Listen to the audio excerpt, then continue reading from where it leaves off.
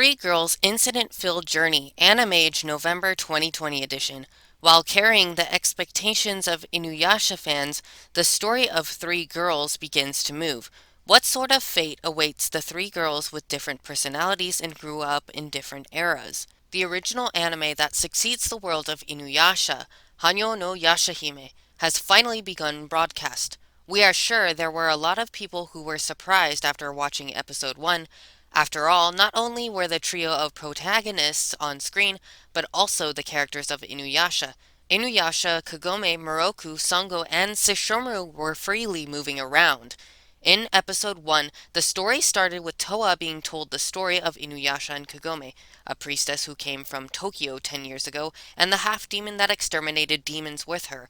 While she was captured at the Kanto's region's governor-general's mansion of Ogigiyatsu Hiragi, as Inuyasha and others live while exterminating demons, after ending the battle with the half-demon Naraku, it is said they fought a demon called Roothead.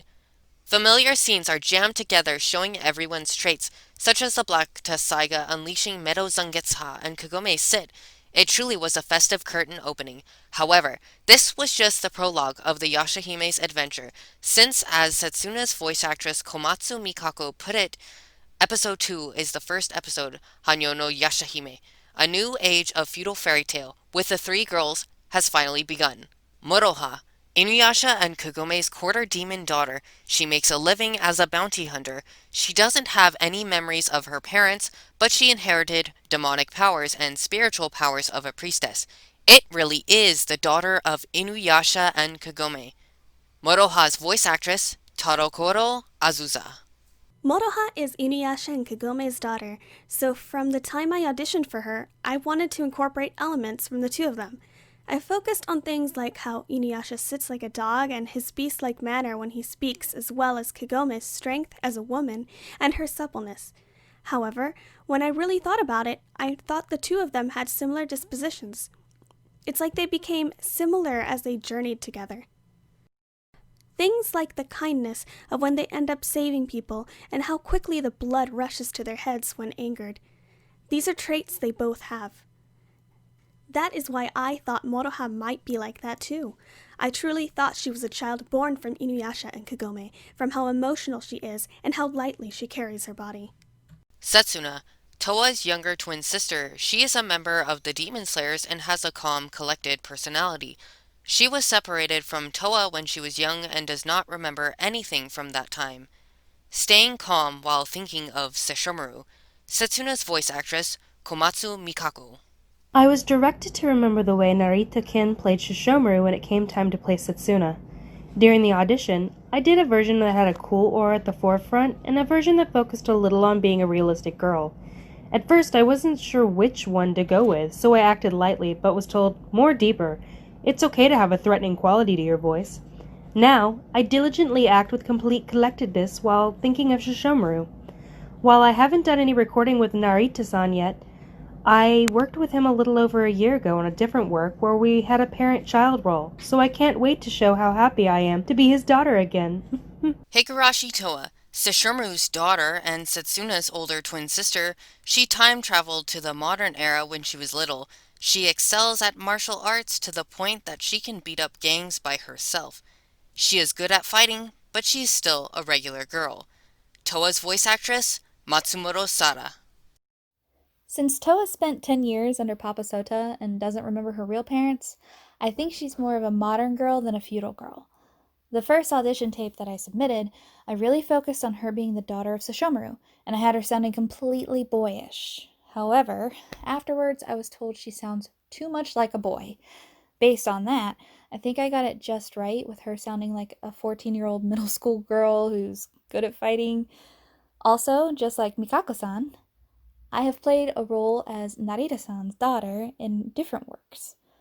As of now, I'm curious to see if there's going to be any more parent-child interactions from here on. Cycling in feudal lands, the figures of Towa and Setsuna riding a bicycle while Moroha follows after them reminds one of the scene that unfolded in Inuyasha. In episode 1, Towa was presented with Kagome's bicycle seat at Ogigiyatsu Hiragi Mansion. Does that mean a bicycle will be a key item in Yashahime? Roundtable discussion with the cast of the three girls, the three of them who grew up influenced by Inuyasha. Everyone, speaking purely as Inuyasha fans, first, please tell us your favorite character or episode from Inuyasha.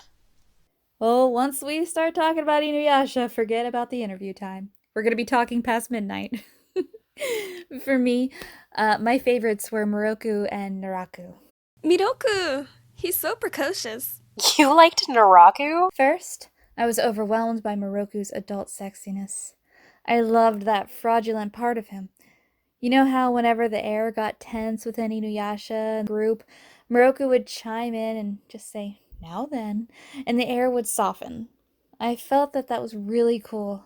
Back then, I ended up drawing Moroku's wind tunnel on my hand and copying him. I did that too! On the other end, I felt charmed by how Naraku was too evil. I thought, there's someone this evil? I was shocked that even though he was originally human, as a result of getting all sorts of humans and demons involved, he became like that. I became completely enamored with this true villain. If I were to speak in terms of Naraku's faction, I loved Kagura. Kagura! Naraku is an existence that became a demon from the negative aspects of humans such as tenacity and envy. Yet, from that, Kagura in a sense was born with a human-like heart, and I felt that was attractive. Her life was always in Naraku's hands. In reality, she wanted to join Inuyasha's side, and she couldn't. Even so, she wanted to be free like the wind, and ironically, at the end, she became the wind by Naraku's hands. Then, in her last moments, when she met Sesshomaru, she said, "I got to see you." Yeah! Kagura was the only character on the enemy side that I liked. On Inuyasha's side, I'd have to say I liked the Inuyasha-Kagome pair.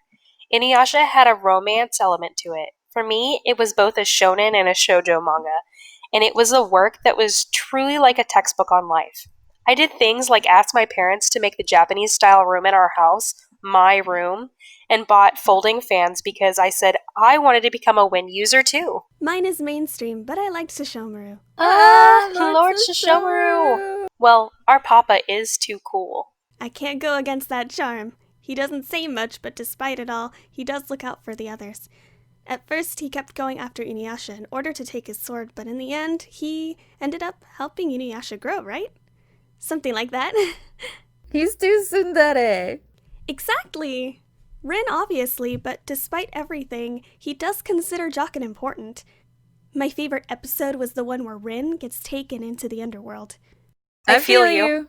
To think that Sesshomaru would say, "There's nothing that could ever be worth trading Rin's life for." I think that was the moment everyone fell for Sesshomaru. Also Kohaku. He went through something extremely painful and continued to suffer for a long time, so that makes him do unnecessary things. He tends to value his life poorly, and because of that, there are a lot of scenes where he's saved by others. At first I thought, please stop. However, in the anime, because of Yajima Akiko's voice, I really felt it's not that he's getting in everyone's way, he just takes action because he's tormented. Yajima-san's acting of Kohaku is what made me want to become a voice actor, so I have a lot of feelings for this character. When I saw him become an adult in Hanyo no Yashahime, I had this feeling of, thank you for choosing to live. There is no end to the Inuyasha talk, then please tell us your impression of Hanyo no Yashahime. Did all of you audition for the three girls? I only did Moroha for the tape audition, but afterwards I did all three girls in the studio audition. It's just that there's the fact that I just did Moroha for the tape, so I was interested in her the most. My very first impression was that I was moved when I saw that the child born from Inuyasha and Kagome was this girl, and I was so happy to see their child. She really looks like them, and she's so lively that I thought she would actually come to life. I arbitrarily thought, I wonder if she's living a happy life. I only auditioned for Towa.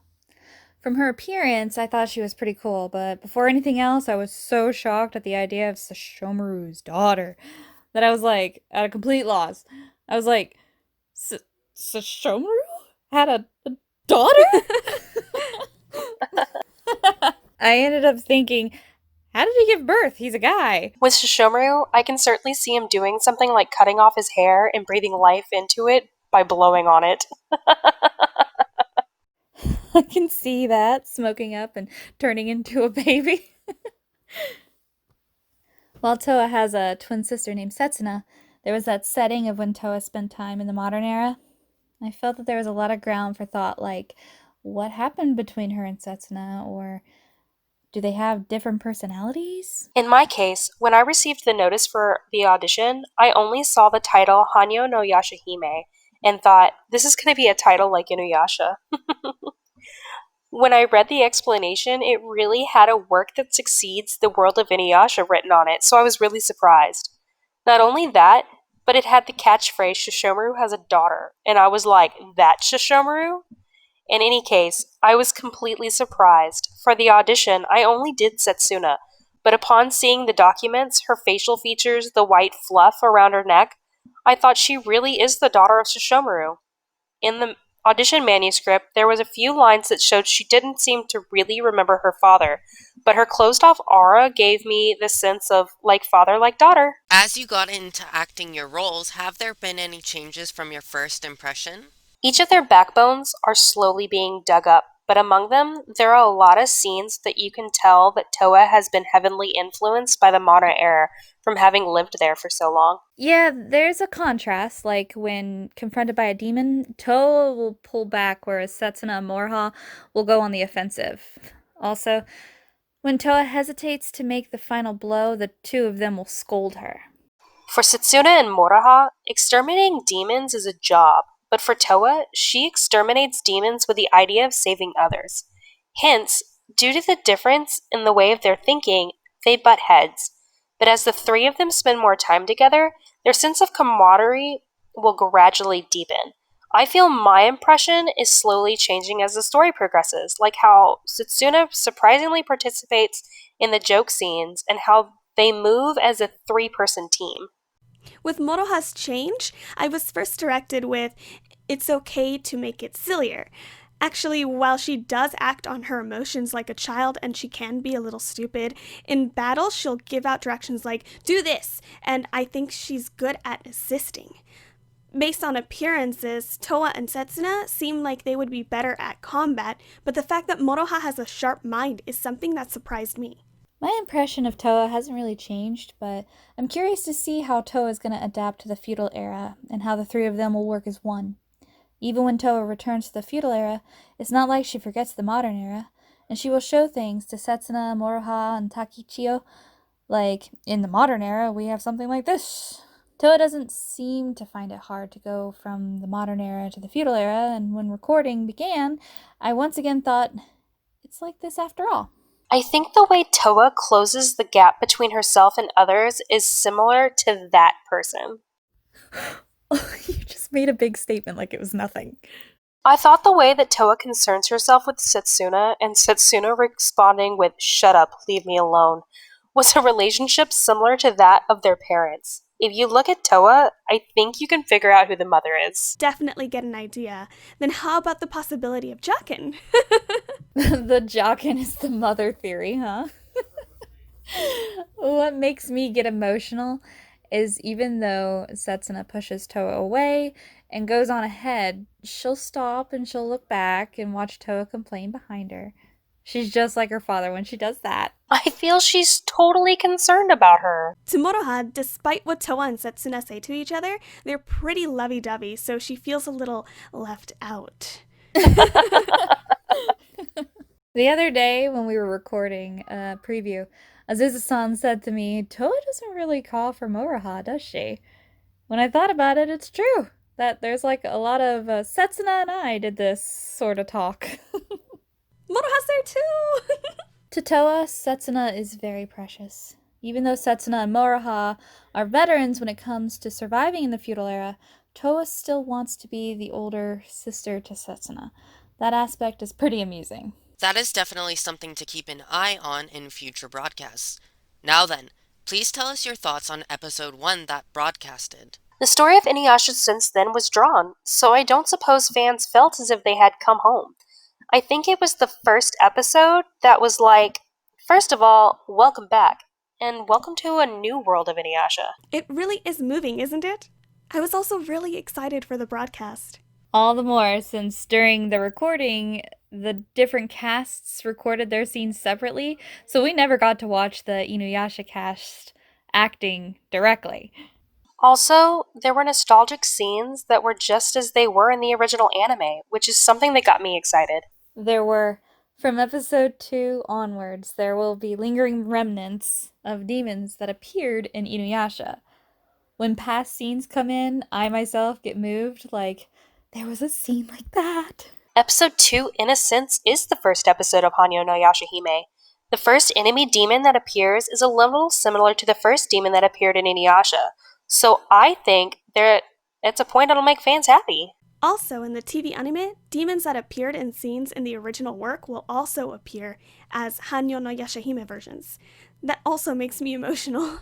Episode 2 onwards will be exciting for production key points that strike Inuyasha fans. Even in this edition's illustration, connecting with the bicycle Kagome was always riding in Inuyasha, we have a bicycle and the three girls. My heart is skipping seeing Setsuna wrap her hands around Towa's waist. She's really looking at her. Within the work, Setsuna hasn't opened up to Towa yet, but I wonder how much time has passed for the gap between them to close like this. Setsuna's completely riding like a girlfriend, and Moro has been taken off the bicycle. We need to attach a sidecar to the bicycle for her. Do you have any situations that you want to see illustrations of from here on? I want to see everyone in a school uniform. Yes! Please put Moroha in Kagome's sailor uniform. Oh. Yeah, I definitely want to see her wear that. Going along that line, I want to see Towa and Setsuna dressed like Lord Shishomaru. Each one dressed like their parents, and I like that. Not just a sailor uniform for Moroha, but also in a priestess's attire, too. She has black hair, so I'm sure it will look good on her. Moroha and Setsuna normally have their hair tied back, so I want to see them with their hair down. A situation where the three of them are in a hot spring. There were scenes like that in Inuyasha where there were monkeys in the hot spring. Me personally, I want to see Setsuna and Moroha fully dressed in modern clothes. Something like all three of them going to an amusement park. I want to see them taking tests for school. What do you think will happen when Towa and Setsuna reunite with Sesshomaru? First, what will they call Shishomaru? Will they call him father?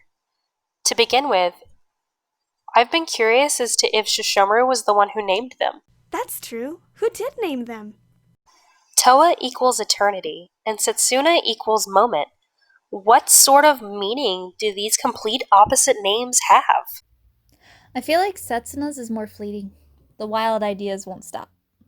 Kagome's was too, but the names tend to have an uneasy nuance implied about them. From Moroha, the words double-edged sword and fragile can have a close resemblance. There was a meaning to Kagome's name, so I tend to think that there's also a meaning in Towa, Setsuna, and Moroha. Also, Moroha's red clothing is the robe of the fire rat that Inuyasha wore, apparently. She remodeled them herself, so I'm really curious about that. Is it by chance a memento? I don't want that. Among the three of you, who resembles their character the most? Probably Matsumoto. Her aura is similar to Towa in a gutsy, cheerful sense. It doesn't feel like an act when she's acting. Me too. My first thought was Towa. I thought they looked similar in appearances. That makes me so happy. There are times where I feel I'm similar to Towa, but I think everyone has something similar to their characters. I feel like Aizusa-san's is mischievous and sparkling like Moroha, and Komatsu-san has Setsuna's cool beauty. I have zero coolness within me.